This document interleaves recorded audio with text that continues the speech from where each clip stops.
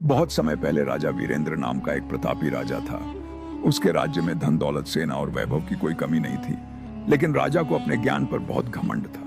वह सोचता था कि उससे अधिक बुद्धिमान कोई नहीं। उसी राज्य में पंडित सोमेश्वर नाम के एक ज्ञानी पंडित रहते थे। उनकी विद्वता की चर्चा दूर दूर तक थी।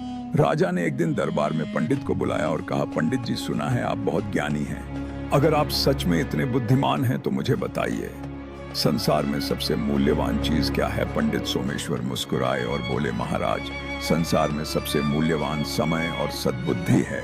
राजा हंस पड़ा। सोना, हीरे जवाहरात और मेरी विशाल सेना से बढ़कर कुछ कैसे हो सकता है? पंडित ने शांत स्वर में कहा, महाराज, यदि समय निकल जाए तो सोना भी उसे वापस नहीं ला सकता, और यदि सद्बुद्धि न हो तो सेना भी राज्य नहीं बचा सकती। राजा ने पंडित की परीक्षा लेने के लिए उन्हें एक दिन का समय दिया और कहा, साबित करो। अगले दिन पंडित दरबार में एक खाली घड़ा लेकर आए। उन्होंने उसमें बड़े पत्थर डाले, फिर छोटे कंकड़, फिर रेत और अंत में पानी। उन्होंने कहा, महाराज, यह घड़ा जीवन है। यदि पहले बड़े पत्थर यानी महत्वपूर्ण काम नहीं डालेंगे तो बाद में उनके लिए जगह नहीं। समय को व्यर्थ अभिमान में गंवाया था। राजा वीरेंद्र ने उठकर पंडित सोमेश्वर को प्रणाम किया और कहा, आज आपने मुझे सच्चा ज्ञान दिया।